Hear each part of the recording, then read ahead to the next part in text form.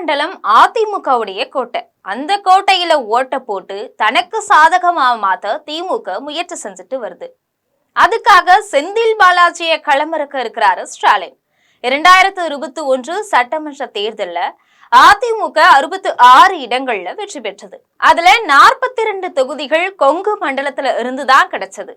அதை எப்படியாவது வர சட்டமன்ற தேர்தல்ல கிடைக்காம செய்யணும் அப்படின்னு நினைக்கிறாரு ஸ்டாலின். அவர் தேர்தலுக்கான பிரச்சாரத்தையே கொங்கு மண்டலத்துல இருந்துதான் தொடங்கினார். அதோட அதிமுக தோல்வி கொங்குல இருந்து துவங்க போகுது அப்படின்னு சொல்றாரு. அதுக்காக திருப்பூர் மாவட்டத்துல திமுக போடும் கணக்கு என்னன்னு பார்க்கலாமா?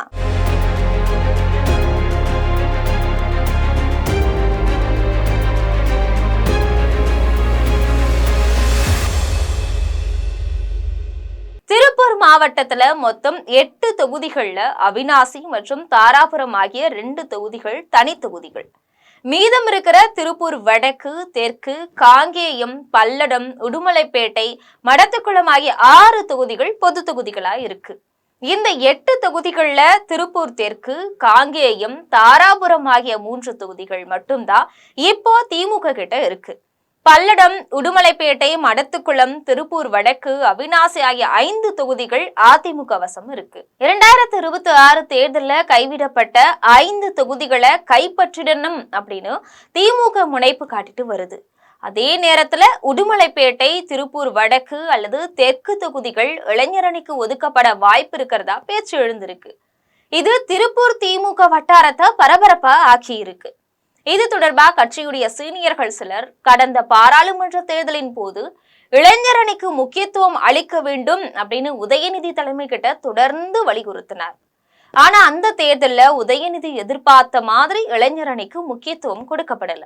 உதயநிதியை சமாதானப்படுத்தும் விதமா மேற்கு மண்டலத்தை சேர்ந்த இளைஞரணி துணை செயலாளரான பிரகாஷுக்கு மட்டும் ஈரோடு மக்களவை தொகுதி ஒதுக்கப்பட்டுச்சு. இந்த நிலையில திருவண்ணாமலையில நடந்த இளைஞரணி மாநாட்டுல உதயநிதி பேசும்போது 2026 தேர்தல்ல இளைஞரணிக்கு முக்கியத்துவம் அளிக்கணும் அப்படின்னு மாநாட்டுல வெளிப்படையாவே பேசினார். வருவாய் மாவட்டத்துக்கு ஒரு தொகுதி அப்படின்னு குறைஞ்சது 40 தொகுதிகளையாவது இளைஞரணிக்கு பெற்றுவிட வேண்டும் அப்படிங்கறதுல உதயநிதி திட்டமிட்டு வராரு. இது மட்டும் இல்லாம தவேகாவுக்கு இளைஞர்கள், இளம் பெண்கள் அதிகமா போறதையும் உதயநிதி உன்னிப்பா கவனிச்சுட்டு வரார். குறிப்பா மேற்கு மண்டலத்துல ஏற்கனவே திமுக வீக்கா இருக்கிறதால இந்த முறை அதை சரி கட்ட இளைஞரணிய களமிறக்க திட்டமிட்டு இருக்கிறாரு உதயநிதி. அதை உறுதிப்படுத்தும் வகையில தான் திமுகவுல எந்த காலத்திலையும் இல்லாத நடைமுறையா பொங்கல் பண்டிகையை ஒட்டி மாவட்ட இளைஞரணி அமைப்பாளர்கள் மற்றும் துணை அமைப்பாளர்கள் அண்மையில சென்னைக்கு அழைத்த உதயநிதி அவங்க கிட்ட இளைஞரணி நிர்வாகிகளுக்கு நல்ல எதிர்காலம் இருக்கு, நம்பிக்கையோட தேர்தல் பணியாற்றுங்கள் அப்படின்னு சொல்லி ஒவ்வொருத்தருக்கும் தனித்தனியா பெரும் தொகையை வழங்கி இருக்கிறாரு. குறிப்பா மேற்கு மண்டல நிர்வாகிகள் கிட்ட தொகுதி பணிகள்ல அதிக கவனம் செலுத்தணும் அப்படின்னும் அறிவுறுத்தி இருக்கிறாரு அப்படிங்கிறாங்க. விரிவா தொடர்ந்து பேசினவங்க திருப்பூர் மாவட்டத்துல உடுமலைப்பேட்டை தொகுதி முன்னாள் அமைச்சர் சாதிக் பாஷா காலத்துல திமுகவின் கோட்டையாக இருந்தாலும் சரியான வேட்பாளர்கள் இல்லாதது, அது மட்டும் இல்லாம கூட்டணி கட்சிகளுக்கு ஒதுக்கியது, உள்ளூர் நிர்வாகிகளுக்கு வாய்ப்பு தராதது போன்ற காரணங்களால கடந்த 2001ஆம் ஆண்டு தேர்தல்ல இருந்து இப்போ வரைக்கும் 5 தேர்தல்கள்ல திமுக தொடர்ந்து தோல்வியை தான் சந்திச்சுட்டு வருது. இந்த முறை எப்படியாச்சும் உடுமலைப்பேட்டையை கைப்பற்றிட வேண்டும் அப்படிங்கறதுல திமுக தலைமை எண்ணுது. இதுக்காக உடுமலைப்பேட்டை நகர செயலாளர் வேலுசாமி, தெற்கு மாவட்ட இளைஞரணி அமைப்பாளர் ஜெயக்குமார், ஒன்றிய செயலாளர் அடிவள்ளி முரளி, செயற்குழு உறுப்பினர் ஷியாம் பிரசாத், முன்னாள் மாணவரணி நிர்வாகி சுரேஷ் இவங்க எல்லாமே பெயர் வேட்பாளர் லிஸ்ட்ல பலமா அடிபட்டாலும் உடுமலைப்பேட்டை தொகுதியை இளைஞரணிக்கு ஒதுக்க வேண்டும் அப்படிங்கறதுல உதயநிதி தலைமையிடம் கேட்டிருக்கிறதா சொல்லப்படுது. இதுக்கு முக்கிய காரணம் உடுமலைப்பேட்டை தொகுதியில வலுவாக இருக்கும் அதிமுக முன்னாள் அமைச்சரான உடுமலை ராதாகிருஷ்ணனை முன்னாள் அமைச்சர் செந்தில் பாலாஜி மூலமா திமுகவுக்கு இழுக்க பேச்சுவார்த்தை நடந்தது. ஆனா அமைச்சர் பதவி வேண்டும் அப்படின்னு ராதாகிருஷ்ணன் விடாப்பிடியா இருந்ததால அத திமுக தலைமை ஏற்கல. இதனால ராதாகிருஷ்ணனை வீழ்த்தணும் அப்படிங்கிற கட்டாயத்துக்கு திமுக தலைமை போயிருக்கு. அதுக்கு புதுமுகம் மட்டுமில்லாம ஒரு இளைஞரை நிறுத்த வேண்டும் அப்படின்னு திட்டமிட்டு இருக்கு. இப்ப திமுக நகர செயலாளர் வேலுசாமி 70 வயதை கடந்திருக்கிறது மட்டும் இல்லாம உட்கட்சியிலேயே அவருக்கு எதிர்ப்பு அதிகமா இருக்கு. அடிவள்ளி முரளி மேல அதிமுகவில் இருந்து வந்தவர் அப்படிங்கிற பிம்பம் இருக்கு. ஷியாம் பிரசாத், சுரேஷ் ஆகியோருக்கு கட்சிக்காரர்கள் மத்தியில பெரிய அறிமுகம் கிடையாது. கடைசியா தெற்கு மாவட்ட இளைஞரணி அமைப்பாளர் ஜெயக்குமார் தான் உதயநிதியுடைய சாய்ஸாவும் தலைமையின் சாய்ஸாவும் இருக்க அதிகமான வாய்ப்பு இருக்கு. கடந்த உள்ளாட்சி தேர்தலில் உடுமலைப்பேட்டை நகராட்சி தலைவர் வேட்பாளராக ஜெயக்குமாரை உதயநிதி நிறுத்தினார். ஆனா உள்ளூர் அரசியல் காரணமா ஜெயக்குமார் தோற்கடிக்கப்பட்டு அப்போதைய திமுக நகர செயலாளரான மத்தின் நகராட்சி தலைவரானார். இதனால மத்தின் நகர செயலாளர் பொறுப்புல இருந்து நீக்கப்பட்டார்.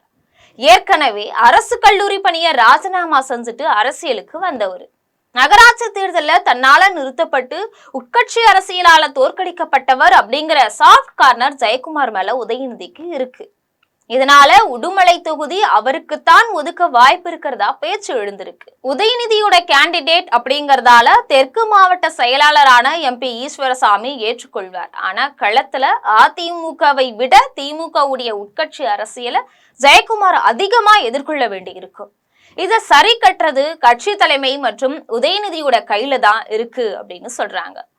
இது பற்றி திருப்பூர் மாநகர திமுகவினர் சொல்லும் போது, திருப்பூர் மாநகரத்தை பொறுத்த வரைக்கும் மத்திய மாவட்ட செயலாளரும் MLAவுமான செல்வராஜுக்கும் மேயரும் வடக்கு மாவட்ட செயலாளருமான தினேஷ்குமாருக்கும் இடையே குப்பை மேலாண்மை பிரச்சனை தொடங்கி அனைத்திலும் எலியும் பூனையுமா இருக்கிறாங்க. இவங்களுக்கு இடையில இருக்கும் ஈகோ மோதல் திருப்பூர் வடக்கு, தெற்கு, பல்லடம் மற்றும் அவிநாசி தொகுதிகள்ல பாதிப்பை ஏற்படுத்த வாய்ப்பு இருக்கு. இதனால இவங்க 2 பேரும் இல்லாத ஒருத்தரை முன்னிறுத்தி கட்சியை வலுப்படுத்த வேண்டும் அப்படின்னு திமுக தலைமை யோசிச்சுட்டு வருது. அப்படி இருக்கக்கூடிய பட்சத்துல திமுக தலைமை மற்றும் உதயநிதியின் தீவிர ஆதரவாளரான திருப்பூர் வடக்கு மாநகர செயலாளரான தங்கராஜ் சாய்ஸாக இருக்க வாய்ப்பு இருக்கு. ஏற்கனவே நீண்ட காலம் திமுக இளைஞரணி அமைப்பாளராக இருந்த தங்கராஜுக்கு அண்மையில தான் மாநகர செயலாளர் பொறுப்பு வழங்கப்பட்டுச்சு. இளைஞர் அணியில பணியாற்றிய போது கட்சி அளவிலும் பொதுமக்கள் அளவிலும் தங்கராஜுக்கு நல்ல அறிமுகம் இருக்கிறது பிளஸ்ஸா இருக்கு. திமுக வலுவா உள்ள திருப்பூர் தெற்கு தொகுதி அல்லது தங்கராஜுடைய சொந்த தொகுதியான திருப்பூர் வடக்கு ஆகிய 2ல 1 தங்கராஜுக்கு ஒதுக்க வேண்டும் அப்படின்னு உதயநிதி திட்டமிட்டு இருக்கிறார். அதோட மாவட்ட அமைச்சரான முபே சாமிநாதனுடைய ஆதரவு தங்கராஜுக்கு இருக்கிறதால வரும் தேர்தலில் அவருக்கு வாய்ப்பு வழங்க அதிகமான வாய்ப்புகள் இருக்கு.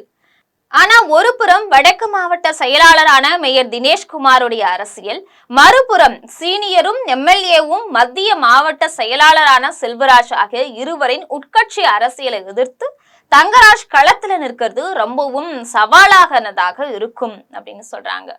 இப்படி உதயநிதி கணக்கு போட்டு இருக்கிறது சரிதான். இப்போது திமுக தான் ஆட்சியில இருக்கு. அதனால ஆட்சிக்கு எதிரான அலை இருக்கும். இதனால கொங்கு மண்டலத்துல அதிக தொகுதிகள் திமுகவால வெற்றி பெற முடியுமா? அதிமுகவுடைய கோட்டையில ஸ்டாலின் தூதுவரான செந்தில் பாலாஜியின் சம்பவம் பலிக்குமா அப்படிங்கறத பொறுத்திருந்துதான் நாம பார்க்கணும்.